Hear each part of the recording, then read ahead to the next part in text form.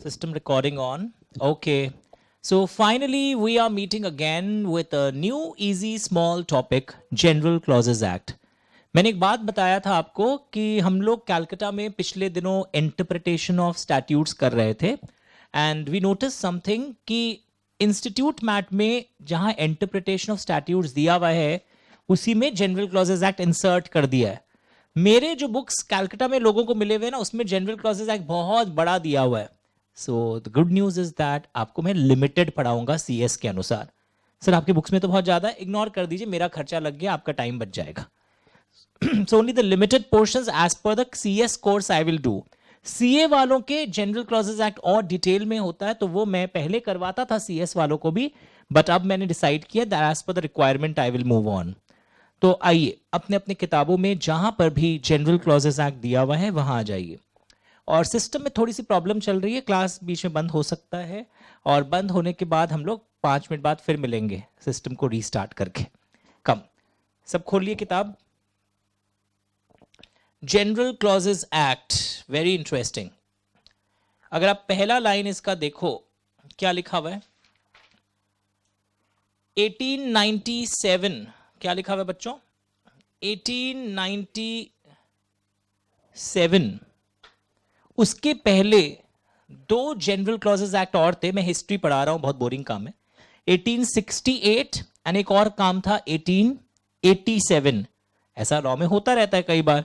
अब वो सब रिपील हो गए और 1897 में फाइनली सब कंसोलिडेट होकर क्या आया? The general clauses act 1897.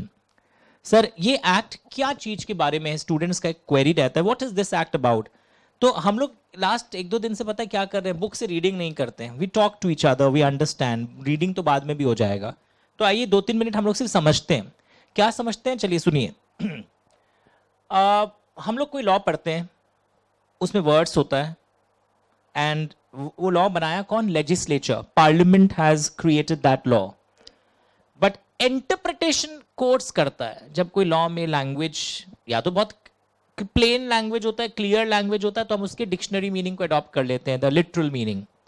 But when the language is not clear we try to find out, we मतलब courts try to find out the real intention of the parliament कि आखिर क्या बोलना चाहता था. सर तो आज वो तो आप पढ़ा चुके हैं, या मैं बैकअप में कर लूंगा, नाम है इंटरप्रिटेशन. बट अब मैं क्या बोलना चाह रहा हूं, ध्यान से सुनिए. I am now saying that what is this general clauses act. General clauses act को कई लोग एक और एक नाम से बोलते हैं, interpretation act. General clauses act के ऊपर धीरे से एरो देके लिखो, इसका एक और पॉपुलर नेम है. एरो देके लिखो. हाँ ठीक, थोड़ा सा और ऊपर कर दीजिए, दिखने लगेगा सब. यस जियो, बस. Interpretation act, it is also known as interpretation act. Okay, तो बैकग्राउंड सुनिए, मैं ध्यान से बोलूंगा. What is the topic involved, मेरी बात ध्यान से सुनना. जैसे rules of interpretation, principles of interpretation हम लोग कहीं पढ़े. सर मेरा बैकअप मिस हुआ है, पर सुना आपने ये टॉपिक पढ़ा दिया. तो rules of interpretation, principles of interpretation interpretation act में भी था और जनरल क्लॉजेज एक्ट में भी कई तरीका सिखाया जाता है रूल्स का. ओके, यानी इसका ऑब्जेक्टिव पूछ लेते हैं एग्जाम में कई बार 2 मार्क्स के. तो इसका वन ऑफ द ऑब्जेक्टिव क्या है? It helps in, it lays down, it contains the rules of interpretation, it contains the principles of interpretation. Understood? रुकिए. और एक इसका ऑब्जेक्टिव है, कई वर्ड्स डिफाइंड होते हैं अलग अलग एक्ट्स में. हर एक्ट में एक सेक्शन 2 होता है, यूजुअली आपने सुना होगा, जिसमें बहुत सारे डेफिनेशंस होते हैं जो उस एक्ट में बार बार आने वाले होते हैं, उसको हम वहीं लिख देते हैं. पर अगर कोई डेफिनेशन किसी पर्टिकुलर एक्ट में डिफाइंड नहीं हो, then we can refer to general clauses act. यानी जनरल क्लॉजेज एक्ट को हम रेफर कर सकते हैं फॉर वेरियस डेफिनेशंस. सर फायदा क्या होगा? तो हम जनरल क्लॉजेज एक्ट में कुछ शब्दों का डेफिनेशन पहले से डाल दिए. अगर उनका स्पेसिफिक एक्ट साइलेंट है, then this definition can be used. तो एक लड़का बुद्धू का बात करता है, बुद्धूपन का बात करता है, सर सारा डेफिनेशन वो सब एक्ट में फिर से डाल दीजिए ना. तब वो सब एक्ट ऑलरेडी बल्कि हैं, लेंदी हैं, मैं 4 पेज फिर से और डाल के बार बार क्या करूं, टाइम वेस्ट करूं? तो जनरल क्लॉजेज एक्ट क्या करता है, शॉर्टन कर देता है the language of the act, the size of the act, और वो डेफिनेशन यूनिफॉर्मली सारे एक्ट्स को अप्लाई करते हैं अगर उनका एक्ट साइलेंट है। अगर उनके एक्ट में कोई स्पेसिफिक डेफिनेशन का स्पेसिफिक मीनिंग है तब तो फिर वो वाला अडॉप्ट होगा। Is it okay? But otherwise what will happen, it shortens the language of the act, shortens the language, uniformity रहता है शब्दों के बीच में। This is called as objective of the general clauses act. Shorten the language में अपने आप को समझा पाए कैसे? हिंदी में लिख दो, बहुत सारे वर्ड्स का डेफिनेशन इसमें दिया रहता है। इसका थर्ड ऑब्जेक्टिव ये है, 3 नंबर 1 2 3। तो ये फेमस क्वेश्चन है 2-3 मार्क्स के लिए। It is really very famous कि what is the objective of general clauses act. छोड़ के मत जाना।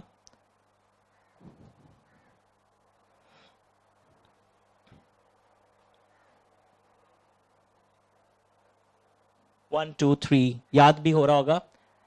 शॉर्टन्स द डेफिनेशन में एरो दे के जरूर लिखो, because definitions are words, various words are defined जो कॉमनली यूज्ड होता है। जैसे पता है ईयर वर्ड को डिस्क्राइब कर दिए, YEAR, एक्ट्स को डिफाइन कर दिए, एफिडेविट वर्ड कई बार हम लोग सुनते हैं वो डिफाइन हो गया। जो ऐसे वर्ड जो लॉ के एक्ट्स में यूज होते हैं, अलग अलग एक्ट्स में, वो यहां डिफाइंड हो जाते हैं। ठीक है, पता है कोई भी एक्ट आता है तो एक कॉमन डायलॉग सुने हो, this act applies to whole of India except some areas, और कई बार लिखा रहता है it actually applies to whole of India.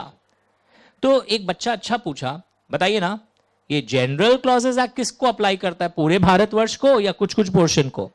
तो मजेदार बात क्या है, यहां लिखा ही नहीं है कि टेरिटोरी किस एरिया को अप्लाई करेगा, लिखा नहीं है। तो सारांश ये निकाला इन लोग कि जिस जिस सेंट्रल एक्ट को ये अप्लाई करेगा, बट ये बेसिकली सेंट्रल एक्ट को अप्लाई करता है। सेंट्रल एक्ट मतलब जो पार्लियामेंट पास किया है, तो उन सेंट्रल एक्ट के जो जुरिस्डिक्शन होंगे अलग अलग एक्ट्स के, उनके अनुसार ये भी अप्लाई करेगा। लिखा है the act does not define any territorial limits. Language मिला, if a central act is extended to any territory, the general clause act would also be applicable in that territory. Sir example, अगर मैं बोलूं companies act के अंदर कोई word को interpret कर रहा हूं, तो वहां इंटरप्रेट करने के समय जनरल क्लॉज एक्ट भी सारे इंडिया को अप्लाई करेगा। क्यों सर? क्योंकि कंपनीज एक्ट पूरे इंडिया को अप्लाई करता है आज के दिन। अगर मैं बोलूं मैं सिविल प्रोसीड्यूर कोड को इंटरप्रेट करना चाह रहा हूं जनरल क्लॉज एक्ट की मदद से लेके, एक एक्ट है civil procedure code, civil procedure code भी इंडिया को अप्लाई करता है except some tribal areas, Nagaland और ये सब, मेघालय में कुछ ट्राइबल एरियाज हैं, मणिपुर, वहां पे अप्लाई नहीं करता है सिविल प्रोसीड्यूर कोड, तो फिर जनरल क्लॉज एक्ट भी अप्लाई नहीं करेगा। तो आपको एक्ट वाइज देखना पड़ेगा। तो ये कई बार 2 मार्क्स का आ सकता है कि टेरिटोरियल एक्सटेंट क्या है, ये एमसीक्यू में आ जाएगा। आजकल तो एमसीक्यू भी आने लगेंगे ना न्यू सिलेबस में अब, तो it makes your paper very scoring. मैं हमेशा बोलता था CS न्यू सिलेबस आने के बाद पास परसेंटेज मिनिमम 2.5 टाइम्स भर जाएंगे। थोड़ा एमसीक्यू में राइट करते हैं। जिनको मेन प्रॉब्लम क्या हो रहा था CS में, पहले people were not able to write 5 mark का क्वेश्चन आंसर्स, 4 मार्क्स में लोग अटक जाते थे, इंग्लिश खराब थी। अब वो प्रॉब्लम का टेक केयर हो गया because of this MCQ concept.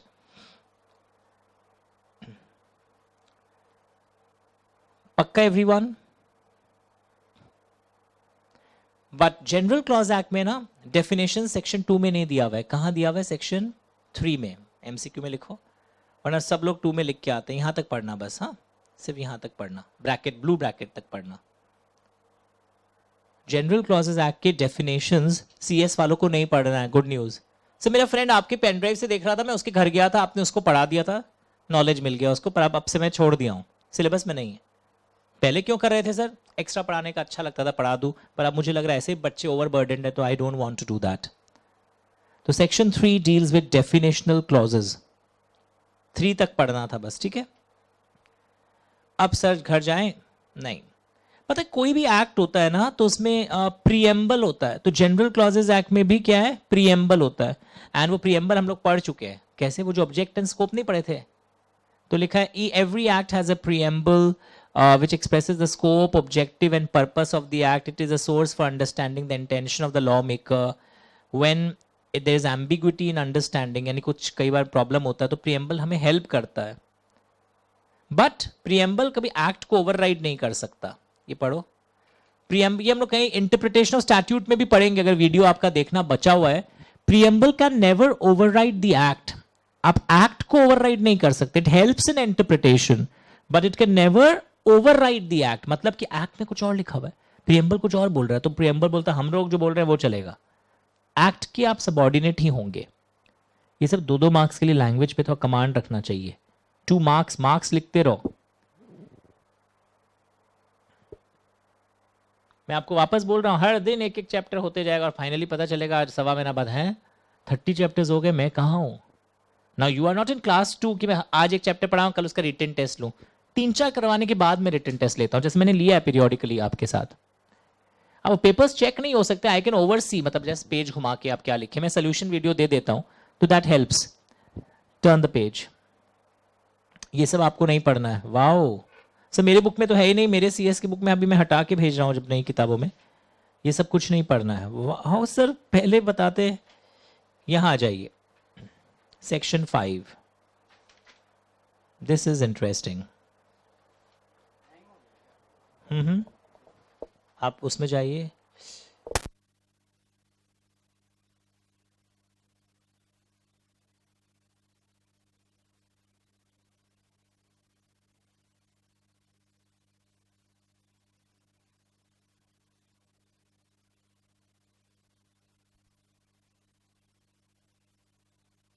We'll start in 10 seconds.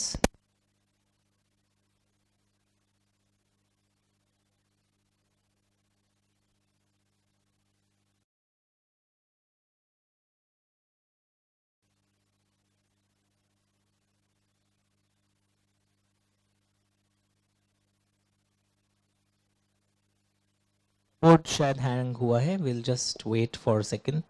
Basically उस पैराग्राफ के बाद हमने आपको है ना ये वाला पोर्शन दिखाया था, मैं बता देता हूँ फिर से। उसमें नीचे बाजू में वो था application of the general clause act, जहां पे लाइन थी the act does not define any territorial extent clause. Preamble बोल के नीचे था उसके। मैं जब तक वो ठीक हो रहा है, I am just checking it out.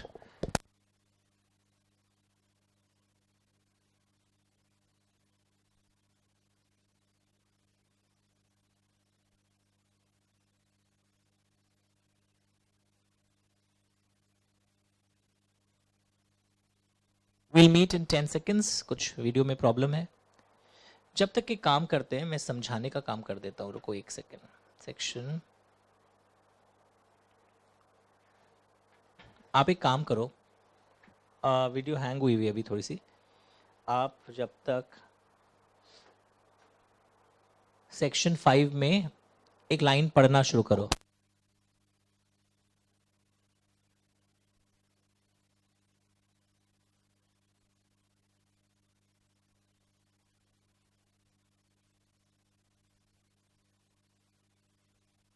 आप एक काम करोगे, एक बार रीडिंग शुरू करोगे इस लाइन का, सेक्शन 5 का। Where any central act has not specifically mentioned a particular date, कर लिया कि एक्ट कब से फोर्स में आएगा। लैंग्वेज मिल रहा है, अपने अपने किताबों में देखिएगा एक बार। Where any central act has not specifically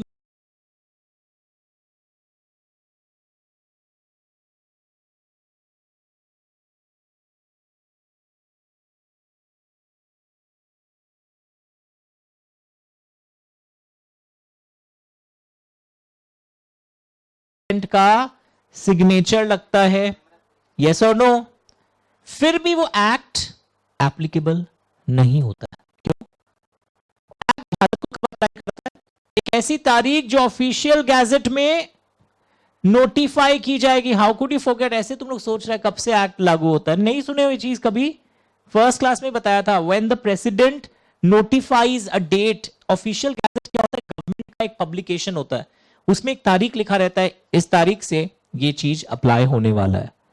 तो वही चीज यहां पे लिखा हुआ है, where any central act has not specifically mentioned a particular date, it shall be implemented on the day, अपना बुक्स पढ़ रहे हो आप, when it receives the assent of president। पढ़ना, आजकल प्रेसिडेंट है, प्रेसिडेंट वर्ड मिला अपने अपने बुक में, 4th लाइन में 4th लाइन में सर आपके बुक्स में तो ये लिखा हुआ है गवर्नर जनरल, वो काट दो, बताओ क्यों?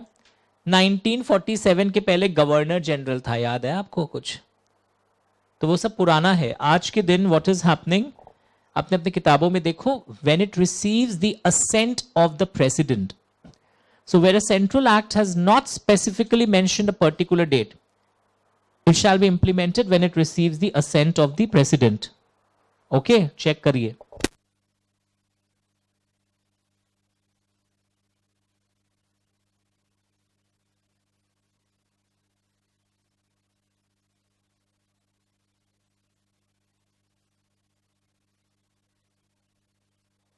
तो अगर कोई पूछे when an act comes into operation, तो लिखना होगा या तो स्पेसिफिक डेट मेंशन्ड हो, but when a specific date is not mentioned, that when the act will come into force, it shall be implemented when it receives the assent of the president. हाँ या ना बताइए। पर actual answer क्या होना चाहिए? Date of publication in official gazette after receiving president's assent. कई बार क्या होता है पता है, इधर देखो, जैसे एग्जांपल देखो,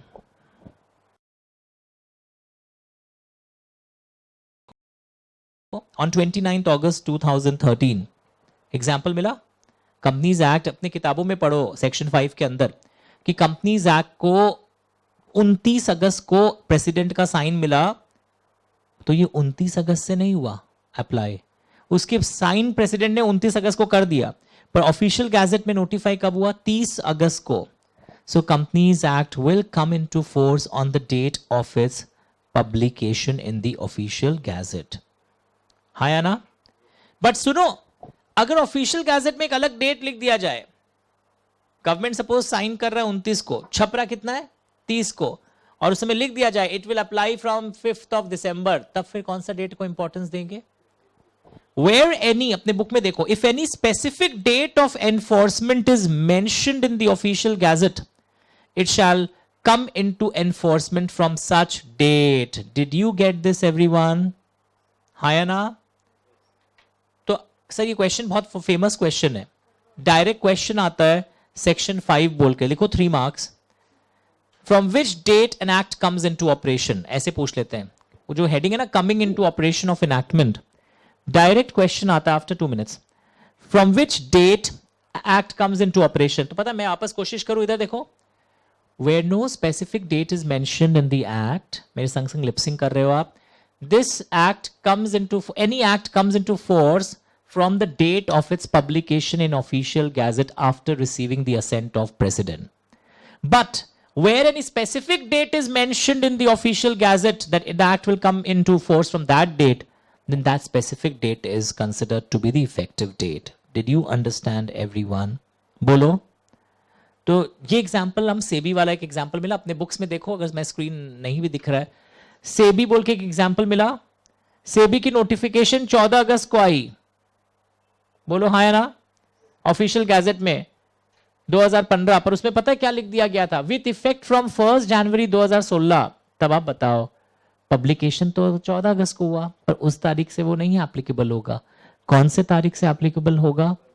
1 जनवरी 2016. Did you understand everyone? Okay. Now एक दो चीज और सुनो, फिर मैं उस रूम में जाऊंगा, तब आपको बोर्ड दिखने लगेगा। अभी तक कोई प्रॉब्लम नहीं है, मैं तो दिख रहा हूं ना, ठीक है। एक इंटरेस्टिंग कॉन्सेप्ट एवरीवन, एक शब्द आ रहा है, तुम लोग पक्का सुना अगर मेरा क्लास रेगुलरली करता है, रिपील, REPEAL। एक होता है डिलीशन। रिपील का एग्जाम्पल कोई पूछ, जब भी मैं पूछता हूं बच्चा बता देता है, sir companies act 1956 was repealed, मतलब पूरा जड़ सहित खत्म कर दिया गया था। सर कंपनीज एक्ट 2013 भी चेंज हो गया है, रिपील हो गया। बोला अच्छा सर, मेरा फ्रेंड बोल रहा था 3-4 बार रिपील हो गया 2013 के बाद, एक्चुअली अमेंडमेंट्स बहुत बार आए, कुछ कुछ सेक्शन हट गए। वो रिपील नहीं होता है, repeal is complete obliteration. Lip syncing कर लो मेरे साथ, repeal is complete obliteration of the whole act. Understood? और ये ऑटोमेटिक नहीं होता है, लिखना पड़ता है पुराने एक्ट में कि वो वाला रिपील हो रहा है, नोटिफाई एक लाना पड़ता है। तो एक इंटरेस्टिंग चीज बताओ, जब एक एक्ट रिपील होगा तो बहुत कुछ होगा, पुराना एक्ट रिपील हो गया, नया आ गया, तो बहुत इंपैक्ट होता ना। बट एक इंटरेस्टिंग चीज है, 1956 रिपील हो गया, पर उसके कारण 4-5 चीजें नहीं होगी। क्या नहीं होगी? सिर्फ हिंदी में सुनो पहले, क्या सुन रहे हैं सुनिए। बोलते हैं कि अगर आप 1956 को रिपील कर दिए, हिंदी समझ में आता है, एंड आप 2013 वाला एक्ट ला रहे हैं, तो 1956 रिपील हो गया। 1956 के आने के पहले क्या था? 1913 वाला एक एक्ट था, कंपनीज एक्ट 1913। तो बोलते हैं आप जब 1956 रिपील किए तो कई अनपढ़ लोग पता क्या सोच लिए, समझ गए 1956 रिपील हो गया तो 1913 जिंदा हो जाएगा, क्योंकि 1956 किसको कैंसिल किया था। तो वैसे नहीं होगा। तो एक लाइन इन लोग बताया है, repeal will not revive the old law which existed before the repealed act. समझ में आ रहा है हिंदी? हम 1956 को रिपील किया, रेडी हो? द लाइट्स ऑन है। हम 1956 को रिपील किया तो ऑटोमेटिकली क्या नहीं होगा? ओल्ड वाला लॉ वापस से रिवाइव नहीं हो जाएगा। अब और सुनो, और सुनो, 1956 के अंदर मेरे को है ना कुछ राइट्स मिलते थे, प्रिविलेजेस मिलते थे, तो वो राइट्स एंड प्रिविलेजेस मेरे को अब 2013 एक्ट के अंदर भी मिलेंगे। 1956 के एक्ट के अंदर मैं कंपनी का एमडी हूं, मैंने कुछ गलत काम किया था, मेरे ऊपर पनिशमेंट लगा था, पेनल्टी लगा था, फाइन लगा था।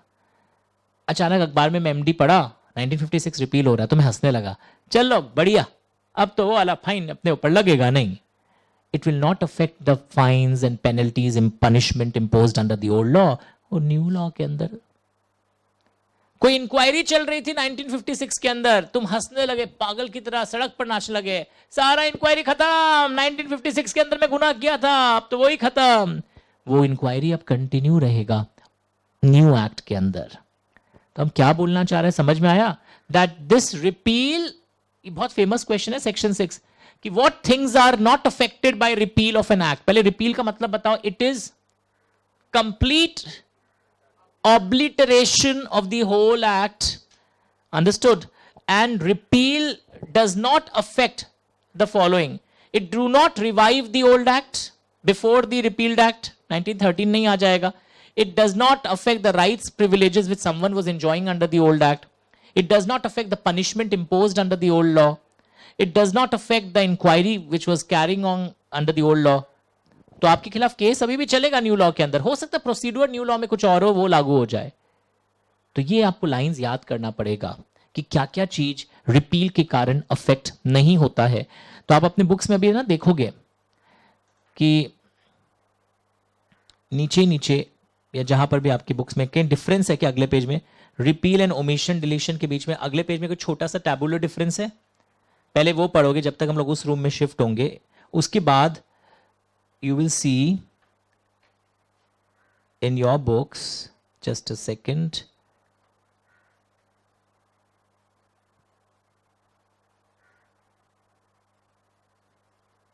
एक मिनट, ये लाइंस आपकी बुक्स में भी है क्या? देखो तो लिखा हुआ है where any central legislation, से इसको अंडरलाइन करो, वेयर एनी सेंट्रल लेजिस्लेशन, एक लाइन मिला, पहला line where any central legislation मिला, सेकेंड लाइन में वर्ड है रिपील्स एनी एक्ट, बीच का खा जाएंगे हम लोग, repeal shall not, last line मिला, लास्ट वर्ड, बीच का काट भी सकते हो धीरे से। यानी कभी अगर सेंट्रल लॉ पार्लियामेंट कोई एक्ट को रिपील करता है, रिपील विल नॉट, इसका मतलब क्या? वो क्वेश्चन का आंसर दे रहे हैं, what things are not affected by the repeal, it will not revive old law, लिख दो, रिवाइव वर्ड लिखा हुआ ऑलरेडी। कौन से ओल्ड लॉ की बात कर रहा हूं? ब्रैकेट में लिखना कंपनीज एक्ट 1913।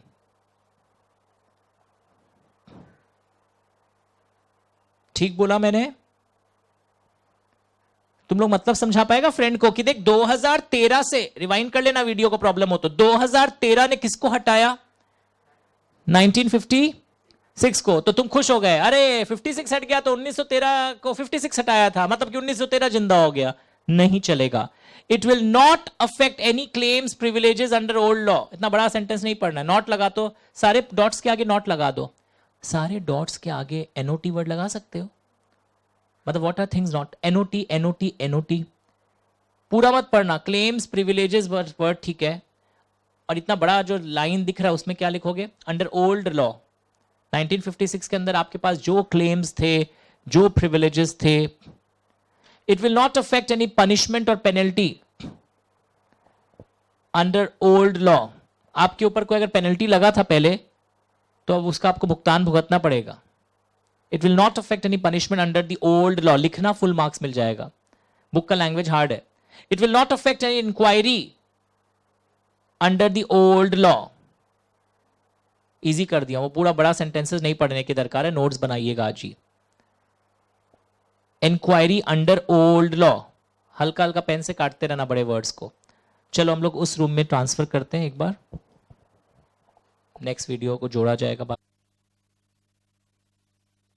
ओके नाउ अगर आप स्क्रीन देख रहे हैं, देखो मैंने क्या किया सब जगह, नॉट नॉट नॉट। तो पता डायरेक्ट क्वेश्चन आता है, what is the effect of repeal under the general clauses act. This is the most popular question, that what is the effect of repeal. अगर मुझे कोई पूछे मैं एक लाइन तो बोल ही पाऊंगा, where any central law repeals any act the repeal shall not, please लिख लेना आंसर को घर में कॉपी में, repeal will not revive the old law which was in force before the repealed act. It will not affect the prior management of any old law. It will not affect the claims, privileges under old law. It will not affect punishment, penalty under old law. It will not affect any inquiry, litigation under old law. पता है कई बार ये ना question case study बन के आ जाएगा, पुराने case में आपके खिलाफ ये इंक्वायरी चालू हो गई थी, पर एक्ट रिपील हो गया, तो वो आदमी अब बोलता है जब एक्ट रिपील हो गया तो मेरे कारनामाओं को भी रिपील कर दो, भूल जाओ। तुम बोलोगे आई डोंट अंडरस्टैंड, ये पैराग्राफ पूरा टाइप करना था एंड लिखना था in light of the above, it will not be affected, so the inquiry will still continue. The person cannot be happy that everything is repealed, so I am also free now. That is not the case. पक्का everyone? Sure? अब ये देखो, complete obliteration, एक शब्द बार बार, ओहो hang ही हो रहा है।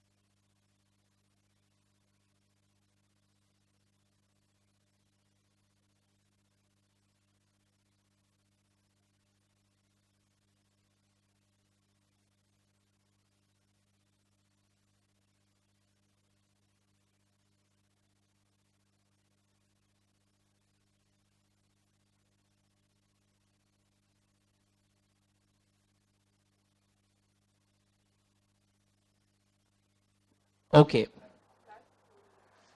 So look here, it is complete obliteration of the provision. ऐसा दिखने को आया, तो रिपील से कोई फर्क नहीं पड़ता। It's a 4 mark direct question कि repeal will not affect, will not revive any old law, it will not affect the claims under the old law, it will not affect the punishment under old law, it will not affect any inquiry under the old law, it will still continue. ये word मैं बार बार use कर रहा हूं। और deletion क्या होता है ना, एक इंटरेस्टिंग चीज, deletion takes effect from the date it is mentioned, कि इस तारीख से ये डिलीटेड होगा। ओके एंड एक और इंटरेस्टिंग चीज मैं बोलना भी चाह रहा था, रिपील ऑटोमेटिक नहीं होता, मैंने बोला था, it has to be expressly stated in the new statute. नए वाले में लिखना पड़ेगा कि ओल्ड वाला कंपनी लॉ हट गया अब, या एक नोटिफिकेशन लाना पड़ेगा कि ओल्ड वाला हट गया।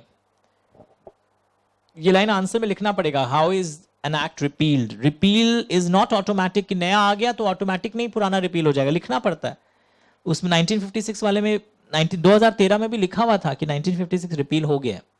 तो it is either expressly mention in the new law और थ्रू अ सेपरेट नोटिफिकेशन एक लाना पड़ता है ऑफिशियल गैजेट में कि पुराना वाला रिपील हो रहा है। ये वर्ड मिला कंप्लीट ऑब्लिटरेशन, लर्न लिखो. And this is the most important. तुम लोग एक होमवर्क लिखेगा, राइट दिस आंसर इजी करके कि आखिर इफेक्ट ऑफ रिपील. होमवर्क है, ये आ रहा है, पता है मेरे को, यही वाला आता है कि इफेक्ट ऑफ रिपील क्या हुआ है.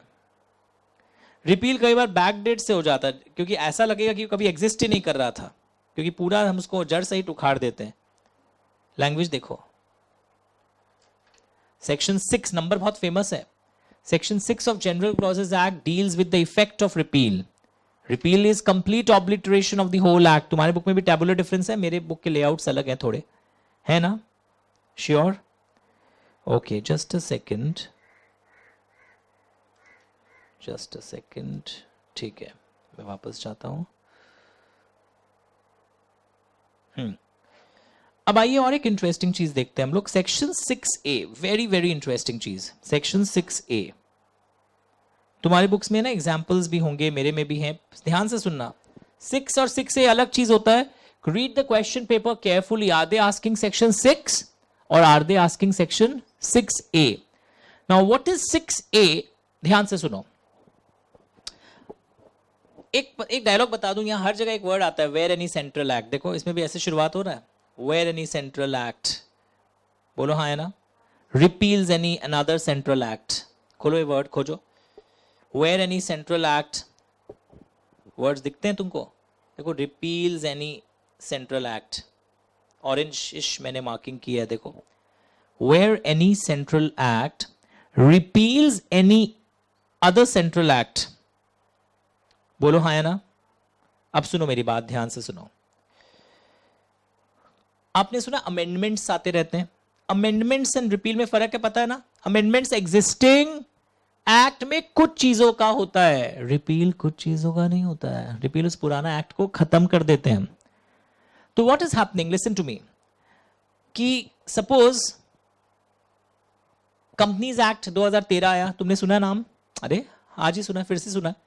और 2013 के दो तीन बार अमेंडमेंट्स आ गए. 2015 में भी एक बार आया था, 2017 में भी एक बार अमेंडमेंट आया था, 2020 में भी अमेंडमेंट आया था एक्ट के अंदर. तो जब अमेंडमेंट एक्ट 2015 आया, तो क्या हम लोग उसको बोलते हैं कंपनीज एक्ट 2015? हम लोग क्या बोलते हैं? Companies amendment act 2015. यस और नो? तो अमेंडमेंट एक्ट जो है वो भी एक सेंट्रल एक्ट है, हाँ या ना? और वो किस में अमेंडमेंट्स लाता है? ओरिजिनल सेंट्रल एक्ट 2013 में, हाँ या ना बोलो? तो गवर्नमेंट अमेंडमेंट्स लाने के लिए एक एक्ट बनाता है, अमेंडमेंट एक्ट. फिर गवर्नमेंट क्या करता है 2-3 साल बाद, जैसे कचरा साफ करते हैं ना घर का, या आपके भी कंप्यूटर में बहुत कुछ फाइल्स इकट्ठा हो जाते हैं तो फिर डिलीट करते हो ना 1-1.5 महीना बाद. तो गवर्नमेंट क्या करता है, जब अमेंडमेंट एक्ट का काम क्या होता है, what is the work, what is the purpose of amendment act? To bring amendment in the original act. तो after that work is done, government क्या करता है, एक दूसरा सेंट्रल एक्ट लाता है एंड बोलता है we are now repealing the amendment act.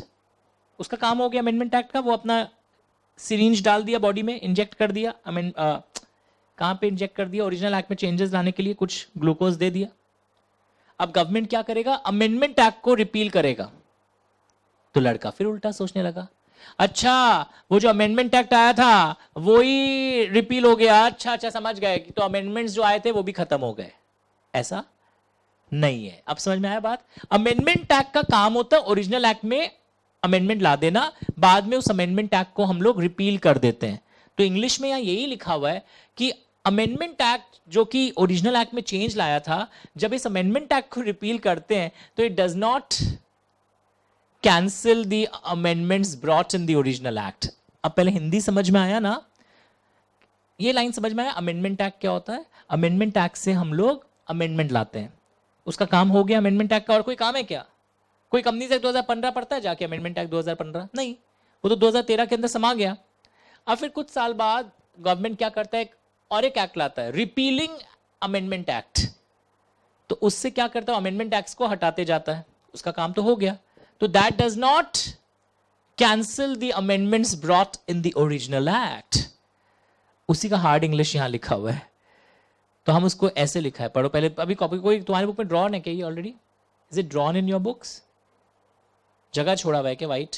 सुनो पहले, Central Act which repeals Amendment Act, an Amendment Act inserted in the original Act, does not affect the validity of the amendments brought. कैसे पता sir? ये लिखा हुआ है तुम्हारे Repealing an Amendment Act बोल के तुम्हारे बुक में, where any central act repeals another central act, it does not affect the validity of the amendments brought in the original act. Draw कर लो, हिंदी में लिख देना, अमेंडमेंट्स वैलिड होंगे, ऐसे हंस के स्माइली भी बना देना. एक सेंट्रल एक्ट, पहले तुम बैकग्राउंड समझा, जब मैं वीडियो भी रिवाइंड करके सुनेगा घर में एक सेकंड ऑप्शन भी रहता है फास्ट फॉरवर्ड करके, क्या समझा? सर बताए थे ओरिजिनल एक्ट में अमेंडमेंट्स आता है, अमेंडमेंट एक्ट लाता है, ऐसा कई बार होता है, फिर अमेंडमेंट एक्ट को गवर्नमेंट हटा देता है, उसका काम पर्पस सॉल्व. ये लाइन अगर समझ में आ गया तो क्या अमेंडमेंट्स जो लाए थे वो भी खत्म हो जाएंगे? उसी का इंग्लिश वर्जन लिखा है, where any central act repeals another central act, bracket में मैंने अमेंडमेंट एक्ट लिखा, एग्जांपल ऊपर दिया है. एनआई एक्ट में भी ऐसा कुछ हुआ है कई बार. It does not affect the validity of the amendments brought in the original central act. ये easy language है, बुक का लैंग्वेज ये था, ये लिखो tough language, ignore. Easy language याद कर लो, मार्क्स मिल जाएगा 3 में 3.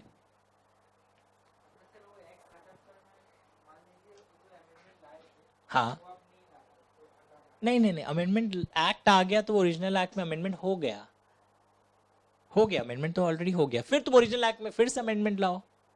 हम यहाँ बात कर रहे हैं कि अमेंडमेंट एक्ट का, ये एक्ट क्या करता है, रूल्स ऑफ इंटरप्रिटेशन है और गवर्नमेंट को हेल्प करता है बहुत चीज़ों के लिए. ये एक्ट बोल रहा है कि अमेंडमेंट्स ले आए आप ओरिजिनल एक्ट में, और कल को ये अमेंडमेंट एक्ट आप हटाता है, गवर्नमेंट का प्रथा है, तो इसका मतलब ये नहीं कि अमेंडमेंट्स खत्म हो गए. हाँ, अमेंडमेंट को अगर तुमको फिर और अमेंड तो होता ही है भविष्य में, तो उसके लिए फिर से पार्लियामेंट में अमेंडमेंट पास करवाओ. ये यहाँ वो वाला बात नहीं कर रहा जो तुम पूछे हो. हम यहाँ बात क्या कर रहे हैं बताओ, सिंपल सा, कि अमेंडमेंट्स आया, ओरिजिनल एक्ट में चेंजेस आ गए, अब हम अमेंडमेंट एक्ट का कचरा हटाएंगे, वो मेरा कोई काम का नहीं है. तो इसका मतलब ये नहीं है कि जो अमेंडमेंट्स लाए थे वो चला गया अपने आप. ये लर्न लिखो, learn, where any central act, easy language लिखो लर्न, टफ वाला के पास लिखो इग्नोर.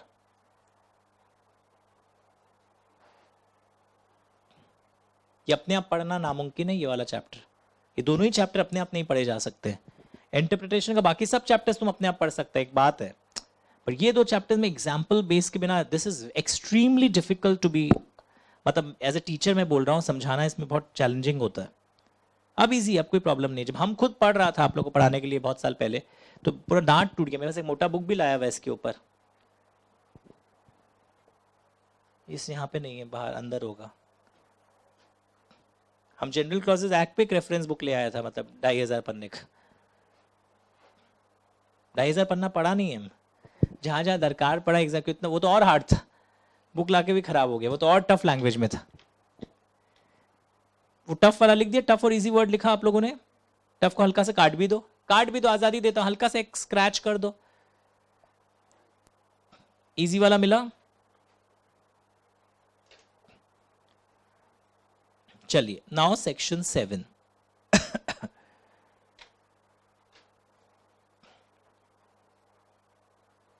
सुनो, पता है हमारा कंपनीज एक्ट 2013 जब लागू हुआ था, 2013 में आ गया था, but you will be surprised.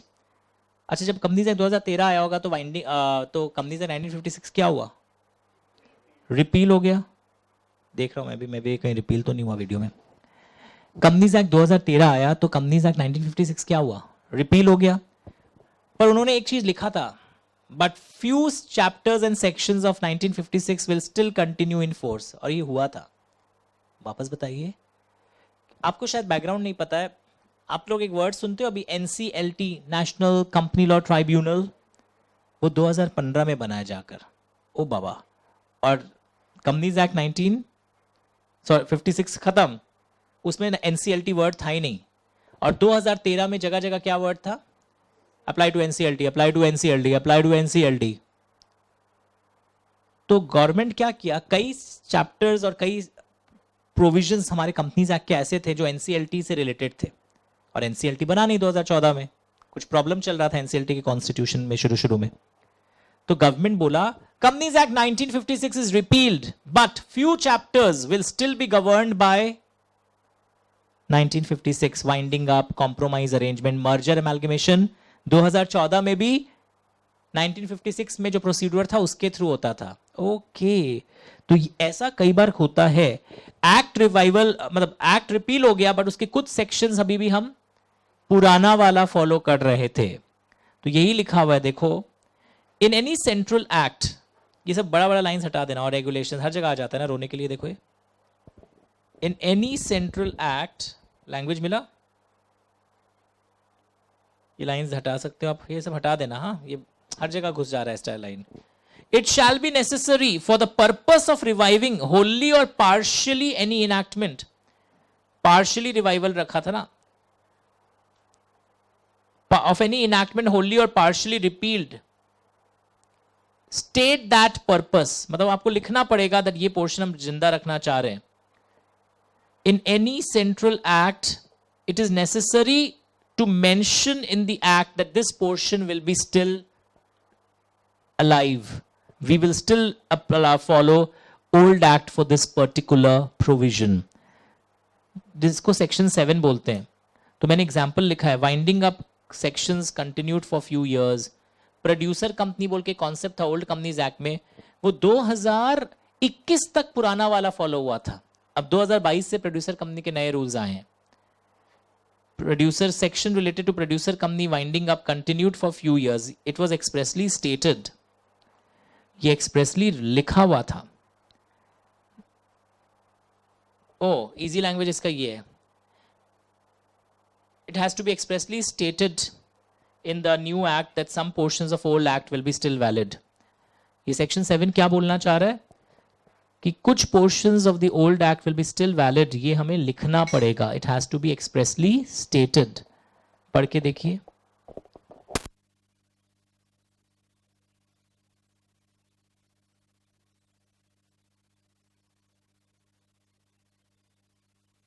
it has to be expressly stated that some portions of old act are still valid and alive. It has to be expressly stated that some portions of old act are still valid and alive.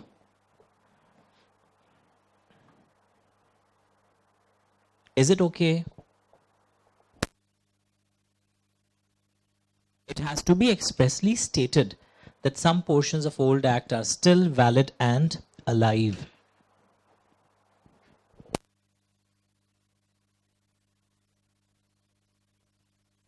पक्का? तो एक minute, आइए, आज हम लोग क्या सीखा? The general clauses act, इसके ऑब्जेक्टिव क्या होते हैं? अगर बिना देखे बताओ। Sir, it helps, it lays down the rules and principles of interpretation. Sir, various words are defined and it helps to shorten the language of other acts and uniformity in their meaning can be adopted when that word is defined at one proper place. So General Clauses Act, no territorial limit explained. It applies to Central Acts and just territorial limit तक Central Act apply करेगा, that respectives वैसे आपका ये भी apply करेगा. Then we understood that and where in any Central Act, when no specific date is mentioned from which date the act comes into force, then it will come into force from the date of publication in official gazette after the president's consent. But when it is expressly mentioned in the official gazette that the act will come into force from another particular date, then that date should be chosen. Hindi में confidently अगर आप समझ पाओगे, लिख ही पाओगे. Next हम लोग देखें section 6. Revival is complete obliteration of the whole act. Revival is not automatic. It has to be done in the new act or through a separate notification. Revival, where any central act is repealed, revival nahi, repeal. Where any central act is repealed, it shall not revive the old law which existed before the repealed act. It will not affect the privileges and claims which a person which anyone enjoys under the repealed act. It will not affect the punishment under the repealed act. It will not affect the inquiry under the repealed act. Wow. क्यों नहीं पास हो सकते हैं? पढ़ने का तरीका नहीं आ रहा अपने को.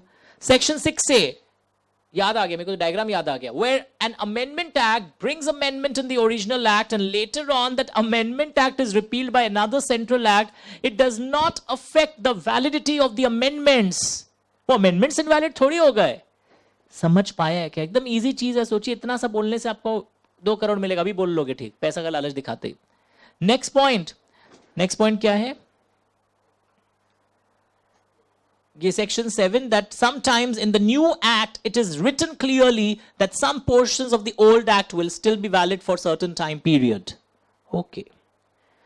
उसी तरह वापस हम लोग सेक्शन 8 में आते हैं और मेरी बात ध्यान से सुनिए. आज बार बार एक चीज आ रहा है, रिपील्ड एक्ट, न्यू एक्ट. ये हुआ था प्रॉब्लम वापस से. इनकम टैक्स एक्ट नाम सुने हो कभी? तो उसमें एक लाइन आता था, book profits as per companies act 1956. तो 2014 में लोग हंस रहे थे, hey what is our income tax act writing, book profits as per 1956, but now we have 2013.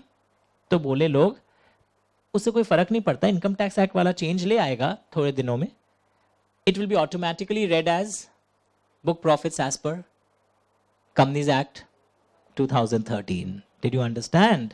बहुत इंटरेस्टिंग चीज है. जैसे ना पहले ना डीमर्जर वर्ड सुने हो कभी अकाउंट्स में, टैक्स में? डीमर्जर, आपके एक यूनिट है उसको आपने अलग कर दिया अपने से, लॉस मेकिंग था तो आपका गुडविल खराब हो रहा था, आपने उसको अलग कर दिया, बेच दिया. तो कंपनी लॉ में ना एक डेफिनेशन था और 2014 में भी एक डेफिनेशन था, नया कंपनीज एक्ट में भी. पता है क्या लिखा था? सॉरी, इनकम टैक्स एक्ट में भी एक डेफिनेशन था डीमर्जर का. और पता है क्या लाइन था पहला? डीमर्जर मीन्स अ डीमर्जर है within the meaning of section 390 to 394 of companies act 1956. DKG income tax lawyer थे, खुजलाने लगे, आइला ये कैसे होगा, 56 तो अब खत्म हो गया. तो शंकुदा भी और एक इनकम टैक्स लॉयर थे, वो बोले हे सिंपल है, 1956 खत्म हो गया तो उसको अब 2013 पढ़ो. यानी इनकम टैक्स एक्ट में अभी भी डीमर्जर के डेफिनेशन के लिए बहुत दिन तक क्या लिखा हुआ था, 1956, पर उसको ऑटोमेटिकली क्या रीड करना है. तो इसको सजा के एग्जाम में कैसे लिखोगे? एनी रेफरेंस, ऐसा है तुम्हारे बुक्स में भी देखो शेडेड रीजन में, ये इजी लैंग्वेज पहले पढ़ा रहा हूं. Any reference in a central act to a repealed in law, मतलब कि 1956 रिपील्ड होगा, रिपीटेड नहीं. रिपील्ड किया, ठीक किया, करेक्शन अगर स्पेलिंग रॉन्ग है किसी के बुक में. Any reference in a central act to a repealed enactment, are you getting it?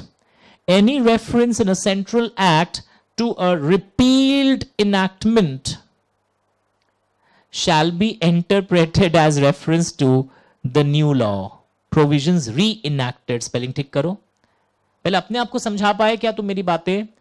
Hindi में मेरा वीडियो रिवाइंड कर लेना. अगर इनकम टैक्स एक्ट में 2014 में भी लिखा था कि demerger with in meaning of companies act 1956, उसे लेखक कहना चाहते हैं, तात्पर्य है कि वो पढ़ा जाएगा कंपनीज एक्ट 2013. इसका मतलब where in any central act reference is given to the repealed law, it will be automatically considered as a reference to the new law.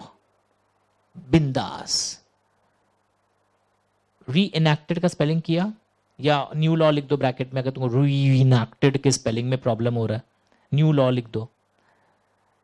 तो अब सुनो गुड न्यूज, ये जो पैराग्राफ दिख रहा है टफ लिखो, बताना मत किसी को, पढ़ने देना. 2-3 दांत टूट जाते हैं चैप्टर पढ़ने में लोगों के, 4 उड़ जाते हैं, कई दांत खा के खुद ही पीस के खा जाते हैं, फिर बहुत टफ है. तो यहां पे लिखो टफ, पर तुम हिंदी और इंग्लिश मैच कर पा रहे हो. इसमें नर्वस तो नहीं हो रहा? इनके यहाँ जल्दी कैसे समझ में आ रहा है हमको? इसमें भी लोगों को दुख हो जाता है. How am I understanding? जरूर कम पढ़ाए होंगे.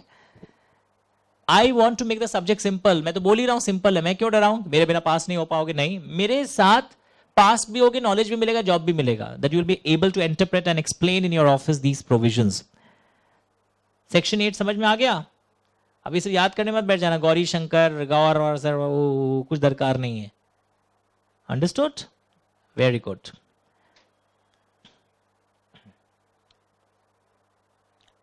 सेक्शन 9 करवा देता हूं, शायद नहीं है पर कर लेते हैं एक लाइन में. 9 और 10 इंटरेस्टिंग है. फुल पेज करो. अच्छा ठीक है, दरकार नहीं है अभी. सुनो, तुम लोग कंपनी लॉ पढ़े हो मेरे से बहुत बार. हर बार ऐसा एक डायलॉग आता है, 30 days from this date, 15 days from this date. जैसे बोलते हैं लॉ में एक डायलॉग सुना होगा कि आप कभी जब बैंक लोन लेते हैं, बैंक लोन जब आप लेते हैं अपना सिक्योरिटी क्रिएट करके देते हैं अपने प्रॉपर्टी पर, उसको चार्ज बोलते हो. सुने हो वर्ड कभी लाइफ में? तो whenever you create charge on the company's property, you have to inform ROC You have to file some forms, CHG1, CHG9 as the case may be. 9 debentures issue करके जब आप charge create करते हो, within 30 days from the date of creation of charge. तो suppose आपने 13 जुलाई 2025 को charge create किया है, तो लोग का क्वेश्चन रहता है, सर समझ गए 13 जुलाई फर्स्ट डे, 14 जुलाई सेकंड डे, 15 जुलाई थर्ड डे. तो यहां इन लोग सिखाया है कि जब कोई डेज को काउंट करते हैं और हम लोग बोलते हैं 30 days, suppose from 13th of July, जो फर्स्ट डे आता है सीरीज में उसको काउंट मत करो, यानी आपका 14 जुलाई फर्स्ट डे माना जाएगा. फिर अपना 30वां दिन तक पहुंच जाओ कि 30th डे लास्ट डे कौन सा आ रहा है. अगर आप 13th से ही काउंटिंग को नंबर 1 डे मान लोगे तो वो गलत कैलकुलेशन माना जाएगा. कैसे पता चलता आप लोग को, इंटेलिजेंट आप? नो, मैं पढ़ लिया, जनरल क्लॉजेस एक्ट में सिखा दिया चीज, how the time is calculated. तो सर ये एग्जांपल आपने क्या बनाया है? जब भी डिविडेंड डिक्लेयर होता है ना, एक नियम पढ़ोगे 30 दिन के अंदर उसका पेमेंट हो जाना चाहिए. तो कैसे 30 दिन कैलकुलेट हुआ आपको दिखाया है. समझ में आ रहा है? ये वाला एग्जाम्पल अभी तुम समझ पाओगे, सेकेंड वाला अभी तुमको नहीं आएगा समझ में. समझ गए हम जो बताया कि when you calculate the day, the first day, जब हम बोलते हैं 30 days from 13th of July, तो 13 जुलाई को फर्स्ट डे माना जाता है, तो वो काउंट नहीं होगा. The day first in the series is not counted, यानी 14 जुलाई will be your first day. सब 30th डे कैसे निकलेगा? काउंट कर लो, बेसिक बुद्धि. Sir I am a non math student, you are a non mind student. I think mind ही नहीं है तुम्हारा. 30 डेज नहीं काउंट कर पाओगे. अब पढ़ो, exclude the first in the series and include the last. 30th day को इंक्लूड करना है, वो तुम्हारा लास्ट डे है.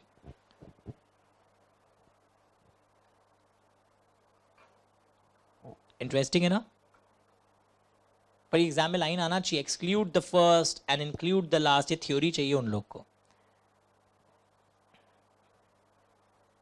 एक बार दोनों एग्जाम्पल ही कॉपी कर लो. Once you do the dividend chapter you will start understanding that. Law में डिविडेंड चैप्टर के बाद आप समझने लगोगे इन चीजों को.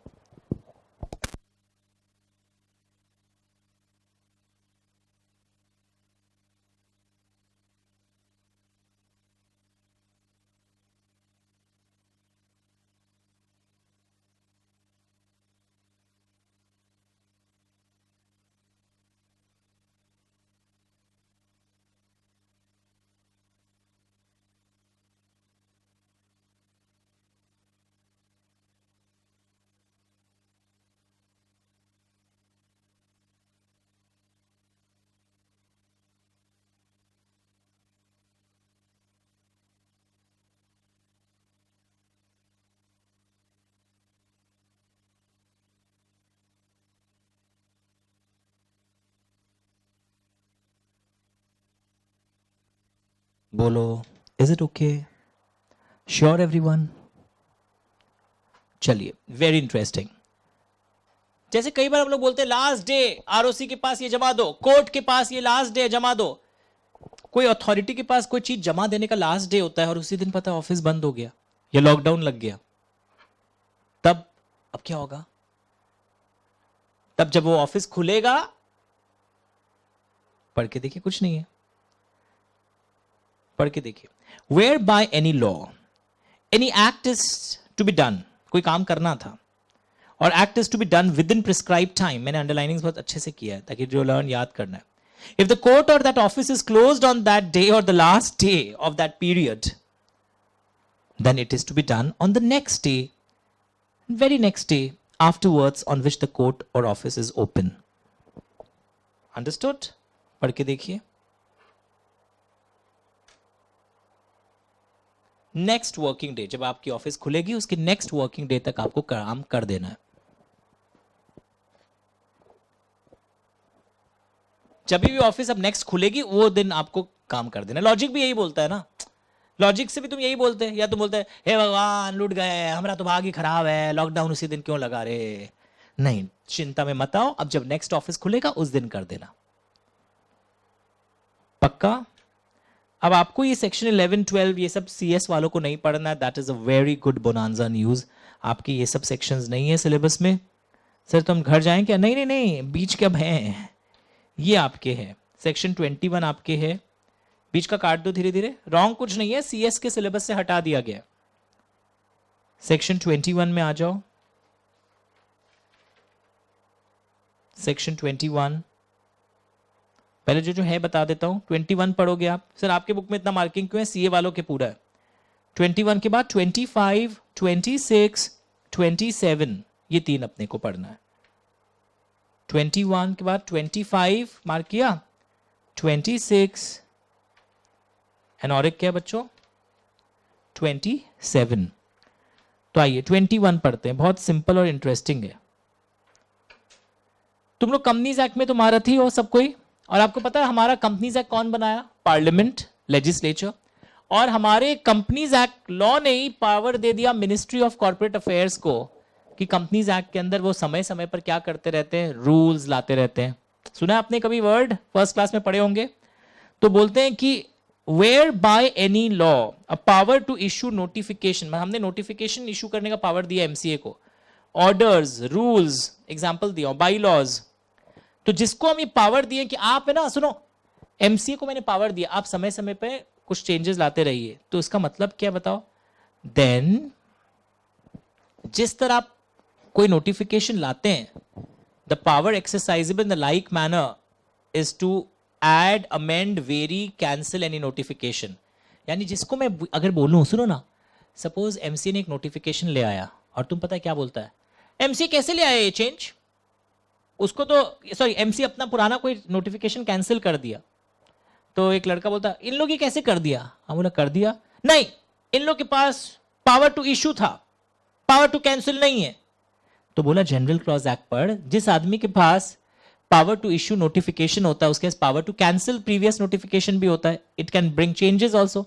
तुम बोलोगे principal can suspend the student, और प्रिंसिपल ने उसको माफ करके रीअपॉइंट कर लिया। How can you reappoint the student? मतलब वापस स्टूडेंट को कैसे रख लिए? जिसको कैंसिलेशन का पावर होगा उसको वापस रखने का भी पावर होता है। लॉजिक भी यही बोलता है। पर एग्जाम में क्या बोलोगे? Logical, don't ask me silly question. Exam में लिखना होगा as per general clauses act, whereby any law power to issue notification या rules या any bylaws is there, then in the similar manner there will be the power to amend, vary or cancel any notifications। पढ़ के देखिए। अब अपने notifications में plus minus लिख दो, नया भी ला सकते हो और क्या क्या चेंजेस कर सकते हो चेक कर लीजिए। Section 21,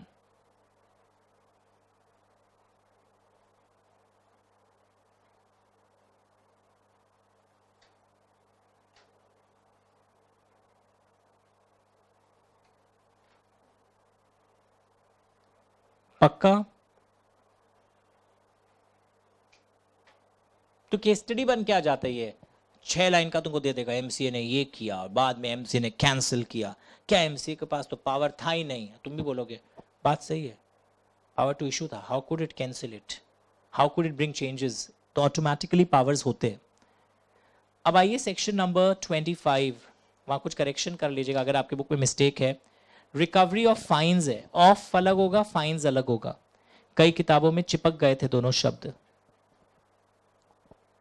recovery of fines, of अलग लिखिएगा, फाइन्स अलग लिखिएगा। पता है इसमें क्या बोल रहा है?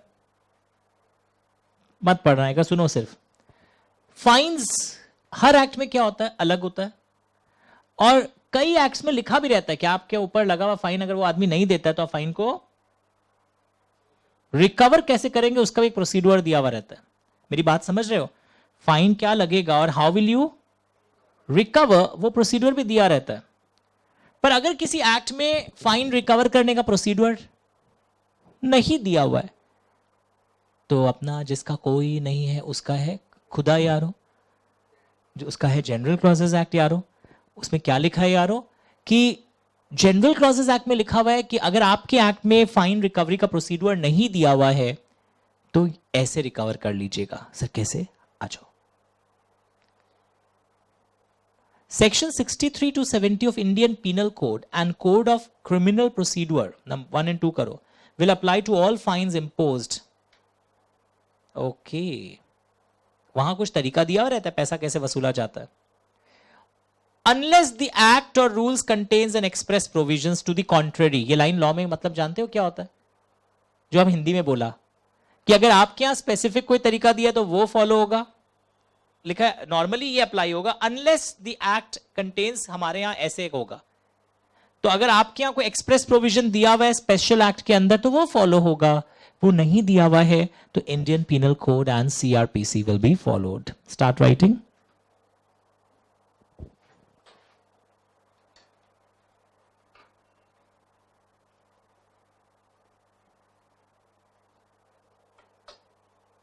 Then this line, if act is not containing express fine provisions, कैसे रिकवरी होगा, क्या होगा, कितने फाइन्स लगेंगे, तब ये लग जाएगा। पर यूजुअली सारे ही एक्ट्स अपना तरीका लिख देते हैं। तो इस लाइन का मतलब समझ में आया? Unless the act contains an express provision. What is the meaning of this line? Did you understand? Unless the act contains this provision. तो section 63 to 70 of Indian penal code and CrPC ये तरीका बता रहे हैं fines का, impose का और recovery का। समझ में आया लाइन? अनलेस, ये हम लोग कई जगह पढ़ते थे, unless something else is written, अगर आपके यहां कुछ अलग लिखा हुआ है तो फिर वो लगेगा, अदरवाइज ये तरीका होगा।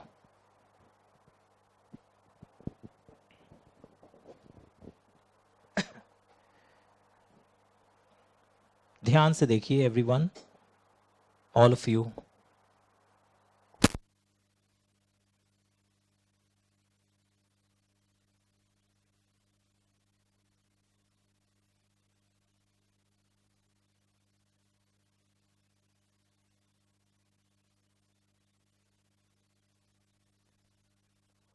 चलिए 2 मिनट का टाइम देते हैं, आप लोग रेस्ट करिए, रिलैक्स करिए, रिवाइज करिए। फुल पेज रख दो बच्चों के लिए।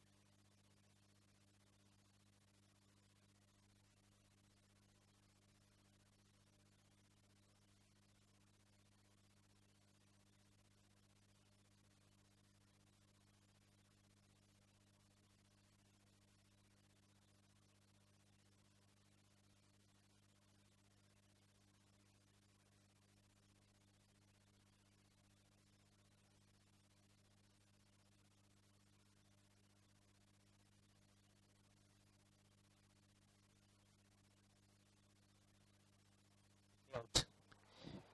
ओके, वेयर एन एक्ट और ओमिशन, तुमको ऐसा काम किया है, ये अच्छा ये एक्ट वो एक्ट नहीं है, ये कौन सा एक्ट है, तुम्हारा कारनामा, तुमको एक हरकत किया ऐसा, तुमको ऐसा एक्टिविटी किया है जिसमें ऑफेंस तुम्हारे ऊपर दो या दो से ज्यादा एक्ट के अंदर तुम गुनाह कर रहा है. Where an act constitutes an offence under two और more enactments, when you have committed an act जो कि दो कानूनों के अंदर तुम कुछ गुनेगार माने जा रहे हो, then he will be prosecuted, hearing उसकी दोनों का लिखा है, एंड पनिश्ड अंडर आइदर और एनी ऑफ द इनैक्टमेंट्स. ओ, हियरिंग हो सकता है दोनों कानूनों के अंदर चले, बट पनिशमेंट दो बार नहीं लगेगा. Good news. सिंपल अगर उल्टा लाइन बोलूं, he will not be punished twice for the same offense. He may be prosecuted under any of the enactments. any मतलब दोनों भी हो सकता है. either मतलब एक, या तो एक एक्ट में हियरिंग होगी या any के अंदर भी हियरिंग होगी, बट पनिशमेंट एक ही गुनाह के लिए लगेगा. दो के अंदर में उसके ऊपर गुनाह, सपोज ESI एक्ट के अंदर तुम कुछ गुनाह किया है और एम्प्लॉइज कंपनसेशन एक्ट के अंदर भी वो गुनाह माना जाता है, तो हम तुमके दो बार फाइन नहीं लगा देंगे, फाइन फिर एक ही बार लगेगा. हियरिंग हो सकता है दोनों कानूनों के अंदर हो, दैट्स अ सेपरेट इशू. इसमें आओ लास्ट वन, गुड न्यूज लिख लो.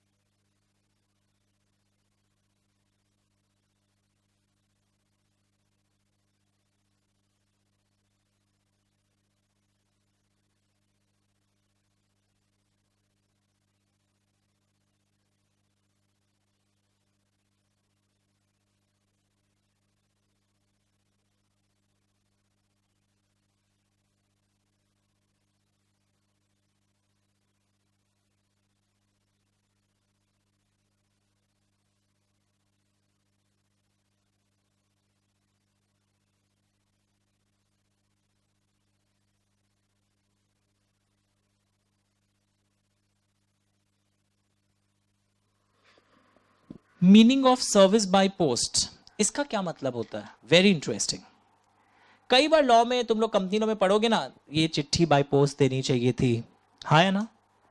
तो क्वेश्चन ये उठता है, कब माना जाएगा कि सर्विस हो गया नोटिस का उसको?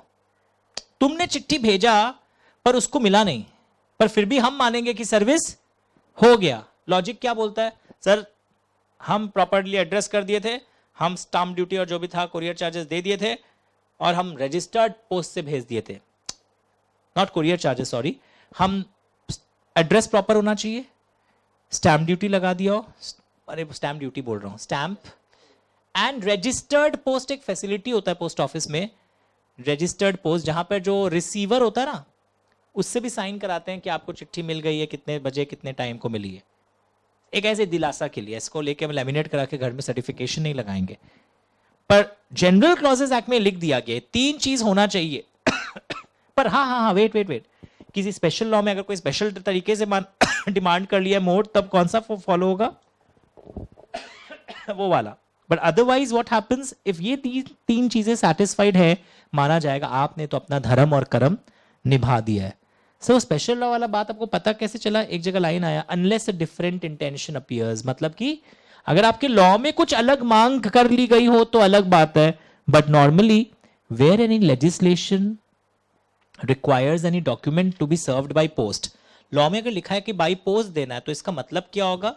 बाय पोस्ट सही तरीके से कब माना जाएगा? Service will be effected. यानी ये क्वेश्चन क्या चीज को लेकर है बताओ? When do we consider that service of letter is complete? when it is properly addressed. prepaid, ये वर्ड्स याद करो. posting by registered post, speed post नहीं बोला मैंने, वर्ड क्या यूज हुआ है? all 3 to be satisfied.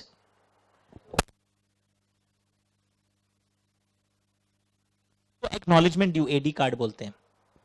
Registered post with AD भी होता है एक, जिसमें आपको एक्नॉलेजमेंट ड्यू का कार्ड भी मिलता है. दिखाता हूं. पहले लिखा all three to be satisfied, तब माना जाएगा सर्विस इज इफेक्टेड। अब जैसे हमारे कंपनी लॉ में गजब चीज लिखा हुआ है, तुम आज भेजा है माना जाएगा बाई पोस्ट, 48 आवर्स बाद माना जाएगा सर्विस इफेक्टेड हुआ है, तब हम लोग को वो फॉलो करना पड़ता है। बट ये तीन चीजें भी होनी चाहिए। लिखा है letter containing the document is effected at the time the letter is delivered in the ordinary course, but ये at the expiry of 48 hours in company law.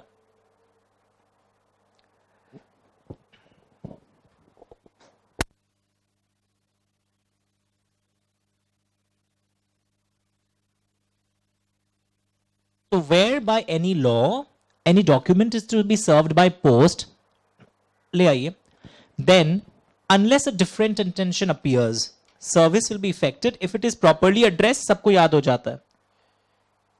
Prepaid language पर प्रैक्टिस करना पड़ेगा, and posted by registered post। खोल दीजिएगा, okay तीनों लिख लीजिए। Sure everyone? अब रुको, इधर आओ, एक इंटरेस्टिंग चीज मेरे पास था कहीं पर। तुमने बुक में ड्रॉ किया हुआ है कुछ रजिस्टर्ड पोस्ट के बारे में? नहीं है क्या? अच्छा wait, I try to find it out.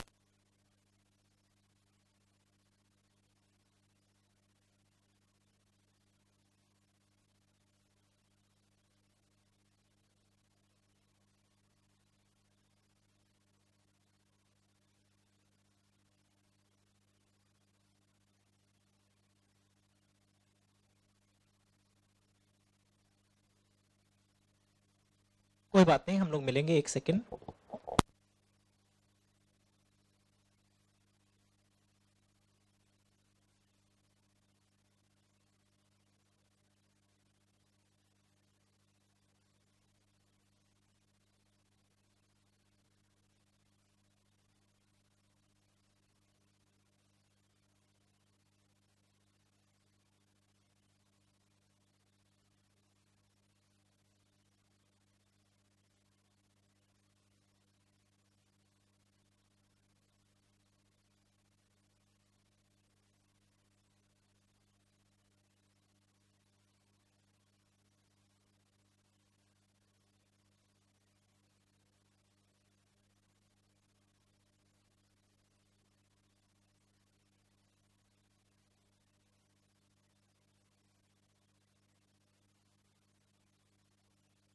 ऐसा कुछ बना हुआ देखो तुम्हारे बुक्स में भी। कोई बोल रहा है 117 में, कोई बोल रहा है ही नहीं है। क्या मिला क्या? फिर भी बना देता हूँ, कोई को नहीं दिखाई दे। रजिस्टर्ड पोस्ट, एक बच्चा पूछा था ना, और registered post with acknowledgement due, A D बोलते हैं, साइन करवा के लाते हैं। प्रूफ ऑफ डिलीवरी दोनों में होता है, रजिस्टर्ड पोस्ट में भी, पोस्ट ऑफिस वाला लेता है, बट सेंडर को फिर से भेजा जाता है इसमें। एक्नॉलेजमेंट ड्यू में हमको वापस आता है कि देखो उसको इतना तारीख को मिला था। रजिस्टर्ड पोस्ट में एक डिलीवरी का प्रूफ होता है, पर सेंडर को वापस भेजा नहीं जाता पोस्ट ऑफिस के द्वारा, क्योंकि एक्नॉलेजमेंट ड्यू कार्ड मेरे पास वापस नहीं आता है। That's the difference. सब वापस बोलिए। ये ऐसे समझाने के लिए, रजिस्टर्ड पोस्ट में भी वो साइन करवाते हैं आपको कब मिल रहा है, बट विथ एडी कार्ड में हमको अपने तसल्ली के लिए वो भी मिल जाता है, इसको इतने तारीख को मिला था। Proof of delivery is obtained by post office person. Postman लिख दो। यहां proof of delivery is sent back to the sender. अब समझ में आया चीज क्या हो रहा है? सर अब ये क्यों बोल रहा है बताते हैं। अभी हम लोग के लॉ में क्या लिखा था? जनरल क्लॉज रजिस्टर्ड पोस्ट लिखा था या रजिस्टर्ड पोस्ट एडी लिखा था? सिर्फ रजिस्टर्ड पोस्ट लिखा था, बट एक स्पेशल लॉ में लिख दिया गया रजिस्टर्ड पोस्ट विद एडी चाहिए, और वो आदमी प्रीपे किया, वो आदमी एड्रेस प्रॉपर किया, बट विद एडी नहीं भेजा, तो उल्लंघन है या पालन है लॉ का? उल्लंघन। क्योंकि अभी हम लोग बोला था अगर सेपरेटली कुछ अलग मांग कर ली जाए तो हमें वो फॉलो करना चाहिए, यस और नो। तो ये देखो, ये एक अच्छा पॉइंट लिखा है यहां पे, क्वेश्चन पढ़ो। यूनाइटेड कमर्शियल बैंक वर्सेस, वहां लिखो नॉट सर्व्ड प्रॉपरली।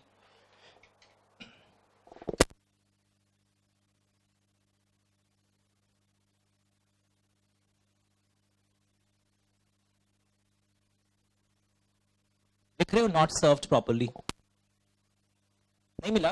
लिखो नॉट सर्व्ड प्रॉपर्ली।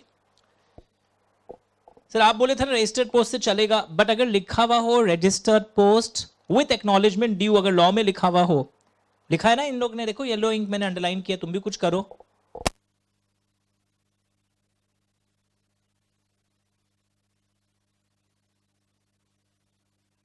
एक अच्छा चीज बताएं, जुरिस्प्रूडेंस में क्या लिमिटेड है क्वेश्चंस, कमदी लॉ में एक ही चैप्टर से अनलिमिटेड क्वेश्चंस आ सकते हैं, यहाँ पे पता है ये आने वाला है, ये आने वाला है। जुरिस्प्रूडेंस अगर मेहनत करो तो फुल रिटर्न्स मिलते हैं। हाँ नहीं नहीं, interpretation was such interesting chapter. ये दोनों टफ वाले थे जो मैंने पहले करवाए, अब थोड़ा इजी चैप्टर शुरू हो जाएगा। अब नीचे वाले में देखो क्या हुआ, एक टेनेंट है ना, छुप गया पलंग के नीचे, पोस्टमैन को खिड़की से बोलता है हम नहीं लेंगे, साइन ही नहीं करेंगे, चाहिए। बोले अच्छा हम लिख देते हैं डीम्ड रिफ्यूजल। कभी गवर्नमेंट ऑफिस से चिट्ठी आए ना, होशियारी मत लगाना, हम लेंगे नहीं, आप क्या लिखेगा, अब डीम्ड टू बी सर्व्ड लिख देगा। पढ़ के देखो, वेरी इंटरेस्टिंग दोनों questions.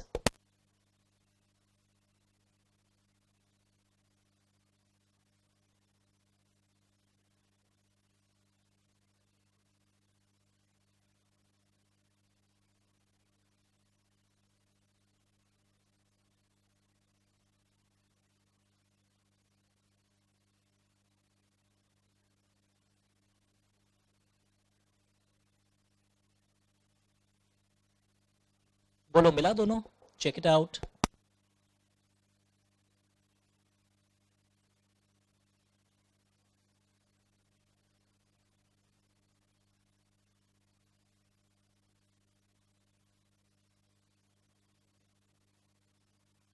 Fine everyone, so this was your syllabus basically of interpretation of statutes। अब यहाँ ना बहुत सारे क्वेश्चंस हैं, नए बुक्स में मैंने क्वेश्चंस हटा दिए हैं, ये वाला क्वेश्चन मैंने पुराने और नए दोनों में रखा है। क्वेश्चन 4 होमवर्क लिख लो, वही अभी जो पढ़ाया वही क्वेश्चन है। आपके हो सकता है क्वेश्चन 1 हो जब एडिशन ऑफ बुक चेंज होगी, या हो सकता है क्वेश्चन ही नहीं हो, उससे कोई फर्क नहीं पड़ता है। एक क्वेश्चन 7 बहुत इंटरेस्टिंग है, आपका नंबर अलग हो सकता है क्वेश्चन का। All of you read this question, बहुत इंटरेस्टिंग है, छोटा सा क्वेश्चन है, क्यूट सा, and read it now, what does it want to say. Actually ये सिलेबस में डायरेक्टली नहीं है, बहुत इंटरेस्टिंग क्वेश्चन है, पर ये ग्रेचुइटी एक्ट सुनियो, इनकम टैक्स एक्ट में उससे रिलेटेड वर्ड है। Start reading.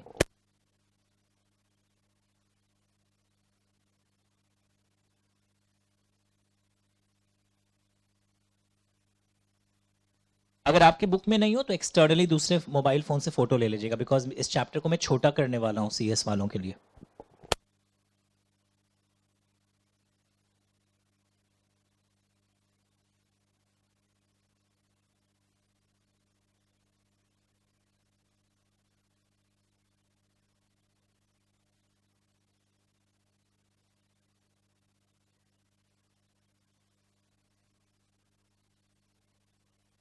क्लास बस खत्म हो जाएगी कुछ ही मिनट्स में, तो जल्दी छुट्टी हो जा रहा है आप लोग का। मैंने पहले सोचा था 2 चैप्टर्स कराऊंगा आज। Is it okay? और एक बार घर जाने के पहले सेक्शन 6 का होमवर्क यहाँ करके जाना, वरना फिर वो उड़ जाएगा। और रिवाइवल वाला क्वेश्चन कहीं लिख लेना बुक के पीछे में ही, सेक्शन 6 का इजी लैंग्वेज बैठ के भी। रुको रुको रुको, ये सब नहीं पढ़ना है सीएस वालों को। क्वेश्चन 10 देखो, वो है जो मैं होमवर्क में बोलना चाह रहा ना, ऐसे आ जाता है क्वेश्चन। तुम लोग पूछता ना क्वेश्चन कैसा आवेगा,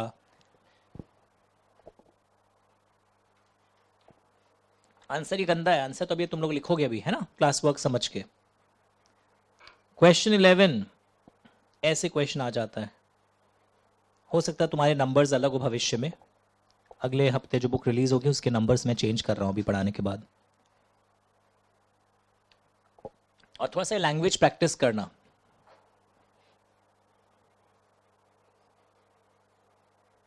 क्वेश्चन 14, वो लॉकडाउन वाला एग्जाम्पल मैंने आपको बताया था ना, ऐसा कुछ दिखाई देगा।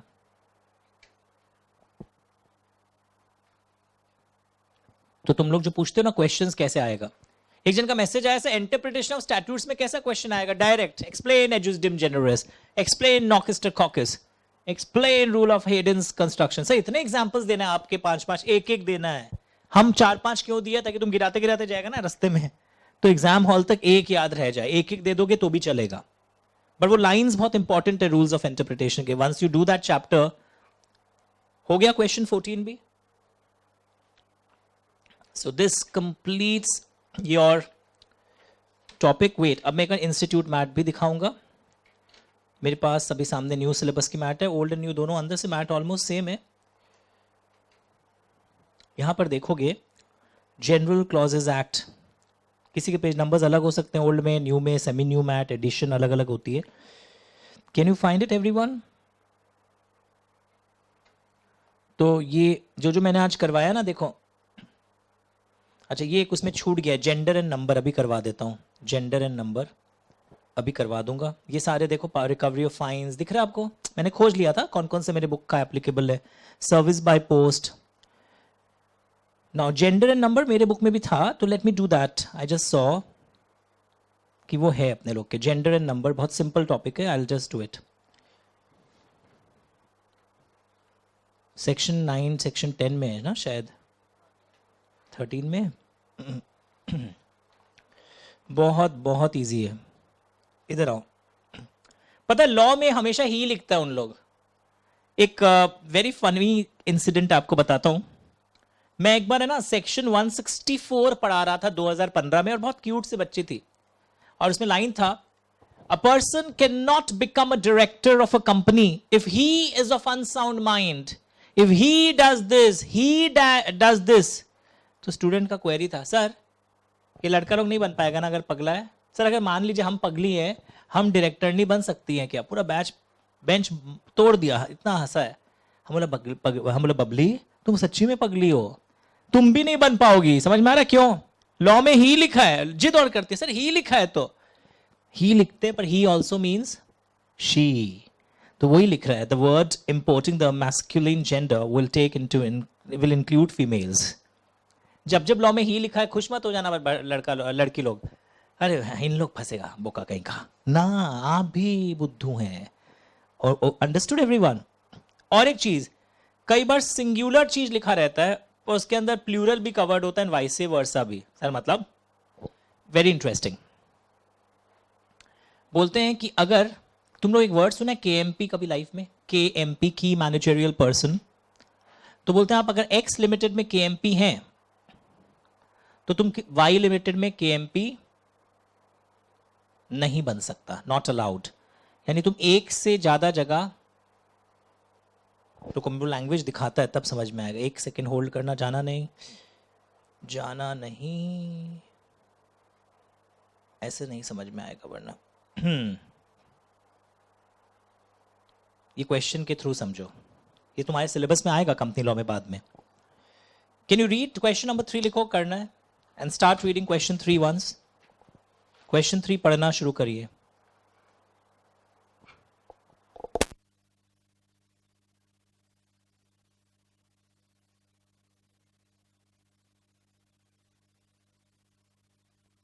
बोलते हैं कि अगर तुम होल टाइम KMP एक कंपनी में हो तो और एक कंपनी में KMP नहीं रह सकते। सिंपल लाइन है, एक्सेप्ट इन इट्स, क्या लिखा है, सब्सिडरी कंपनी, ब्रैकेट करो। अब केस स्टडी आ गया, X लिमिटेड का KMP है DKG, DKG X1 लिमिटेड में भी KMP बन गया, X लिमिटेड का सब्सिडरी अलाउड है। DKG X2 लिमिटेड एक और एक सब्सिडरी है, उसमें भी KMP बन गया। DKG X3 लिमिटेड और एक सब्सिडरी है, उसमें भी KMP बन गया, अलाउड है। लोग होशियारी क्या लगाए, सर इन इट्स सब्सिडरी कंपनी एक सिंगल जगह अलाउड था, सर तो बाकी जगह कैसे अलाउड होगा? लॉ बोला जब वो लिखा in its subsidiary company, it was a singular, तो it will also mean in its subsidiary companies, यानी इसकी अपने कितने भी सब्सिडरी कंपनी में या सब्सिडरी कंपनीज में ये KMP हो सकता है। अंडरस्टूड? पढ़ के देखो, जब 203 कर लोगे तो और समझ में आएगा, पर पहले लाइन समझ में आए। सब्सिडरी कंपनी को राउंड करके लिखो सिंगुलर, और रेफरेंस दो सेक्शन नंबर 13, तब याद आएगा। रेफर पेज डैश, ये सब लिखो, आदत कर लो लॉ एंड टैक्स में ना क्रॉस रेफरेंसिंग करने का नोट्स में। एक्सेप्ट इन its subsidiary company, singular, page number डालो अपने अपने किताब में देखकर, कहां था वो लाइन, नहीं समझ में आया, वो लाइन कहां पढ़े थे सेक्शन 13 वाले का थ्योरी, और सेक्शन 13 में जाके लिखो रेफर क्वेश्चन दिस, समझ में आया, डबल एंट्री करो, जहां सेक्शन 13 में थ्योरी था वहां लिखो इस चीज को समझने के लिए refer question number this, page number this. मैं क्वेश्चन नंबर नहीं बोल रहा हूं, हो सकता है नए बुक में क्वेश्चन नंबर्स अलग हो, 3 की जगह 2 हो या 1 हो, क्रॉस रेफरेंसिंग करिए अभी का भी, तो फायदा होता है। इसीलिए इंस्टीट्यूट मैट को कभी इग्नोर नहीं करना चाहिए, मतलब हम लोग तो करते भी नहीं है, जहां दरकार होगा दिखाएंगे। अब समझ में आया आपको? तो जो लोग बाद में मैट में भी लिख देना done from our sir's mat. Sir ये सब क्या है? How to read companies act, ये हम लोग फर्स्ट क्लास में बताते हैं। नोटिफिकेशन क्या होता है, सर्कुलर क्या होता है, याद है अगर आपने कभी वो वीडियो देखा मेरा? फर्स्ट क्लास में हम लोग ये सब चीज समझा, how to read a section, how to read sub section, ये सब फिर यहाँ से नॉट विथ स्टैंडिंग सिखाया था ना कल मैंने बोला था मेरे बुक में एक्स्ट्रा नहीं है, इंस्टीट्यूट मैट में था, आप भी पता चला मेरे को भी। सब्जेक्ट टू सिखाया था कल, जो कैलकाटा में रेगुलरली आ रहे हैं, तो ये कंप्लीट होता है। फिर भी इसमें CS इंस्टीट्यूट के मैट में 2-3 चीज अभी भी बचा हुआ है नए एडिशंस में, वो भी मैं करवाऊंगा। जैसे doctrine of impossibility of performance लिखो, टू बी डन जब होगा, पेज नंबर 123 में। Strict and liberal interpretation, doctrine of substantial compliance, ये छोटे छोटे शॉर्ट नोट्स में करवाऊंगा आपको। Otherwise almost everything done as per the book, institute mat and my mat both. Sir ये दोनों मिला के कितने मार्क्स के आते हैं? 8 से 10 मार्क्स का इन 2 चैप्टर को मिला के 2 क्वेश्चंस आ सकते हैं, 5, 3, 4, 6। So you can get around 10 marks, short questions in every term from this zone. और ये बहुत अच्छा चैप्टर है जो लाइफ में काम भी आता है। Okay, thank you, will meet again tomorrow, most probably कल 11:30 पर होगा शायद पहला मुलाकात। Okay, bye.